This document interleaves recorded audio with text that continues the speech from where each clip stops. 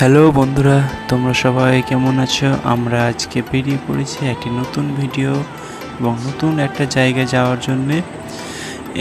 আমরা সাধারণত যাচ্ছি আজকে একটা মন্দির যার নাম হচ্ছে শ্রাবণ মাসে যেটা সবথেকে বেশি প্রচলিত মন্দির হচ্ছে বর্ণেশ্বর, যেটা আমাদের মুর্শিদাবাদ, ওয়েস্ট বেঙ্গলের মুর্শিদাবাদের উম্মুরপুর থেকে বাহালা বা জামুয়ারের ভেতর দিয়ে যেতে হয়। যে বর্ণেশ্বর মন্দির খুব বেশ জাগ্রত মন্দির। এই মন্দির মোটামুটি 200 থেকে 250 বছর পুরনো।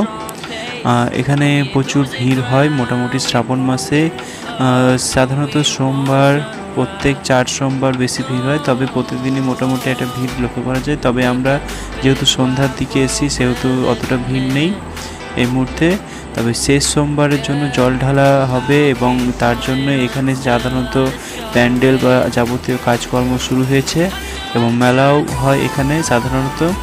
এখানে গেট দেখতে পাবে, এখানে পুরনো গাছ দেখতে পাবে, পুরনো শঙ্খ দেখতে পাবে, কিছু ঐতিহ্যপূর্ণ পিলার বা যেগুলো স্তম্ভ বলা হয় আর কি, সেগুলোও দেখতে পাবে।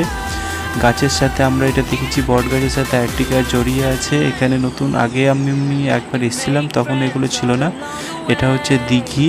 এই দিঘির এই সাইডে এটা হচ্ছে প্রাইমারি স্কুল, আর এটা হচ্ছে আমাদের সেখানকার হাই স্কুল। এই মন্দিরের পাশেই সবই আছে এখানে। মোটামুটি গ্রামের ভিতরে থাকার জন্য যাতায়াত ব্যবস্থা একটু অসুবিধা হলেও, চিন্তা অসুবিধা হলেও লোকজনকে জিজ্ঞেস করে গেলে মোটামুটি তোমরা যেতে পারবে খুব সহজেই। আর যেতে খুব একটা অসুবিধা হবে না। যাতায়াতের যে রাস্তাঘাট সেটা খুব ভালো। মন্দিরের এটা হচ্ছে শিবলিঙ্গ এবং এটা বেশ পুরনো, অনেক বছর পুরনো। সেখানকার লোকেদের জিজ্ঞেস করে আমরা যতটা জানতে পেরেছি সেখানে মোটামুটি 200 থেকে 250 বছর পুরনো এই মন্দির। তার জন্য এখানে সেরকমভাবে কোনো কিছু ভেঙে গেলে বা কোনো কিছু মন্দিরে হয়ে গেলে সব মিস্ত্রিতে এখানে কাজ করতে পারে না, তাই এখানে বেশি চাপাচাপিও করা হয় না, মানে আর কি বেশি যে রং করা বা নতুন কোনো ডিজাইন তোলা এই সমস্ত করা হয় না, কারণ পুরনো ঐতিহ্য ধরে রাখা একটা খুব সাধ্যপূর্ণ ব্যাপার, কঠিন কাজ আর কি। এটা হচ্ছে রাতের সময় সাধারণত বৃষ্টি হচ্ছিল, কিন্তু চারিদিকে লাইট থাকার জন্য আমরা ভিডিওটা পেয়েছি। বৃষ্টিতে সাধারণত আমরা ভিজেই গেছিলাম অনেকটাই, তবুও একটা যেহেতু দোকান হচ্ছিল সেখানে থেকে আমরা ভিডিওটা করেছি। এটা হচ্ছে ভিতরের ছবি।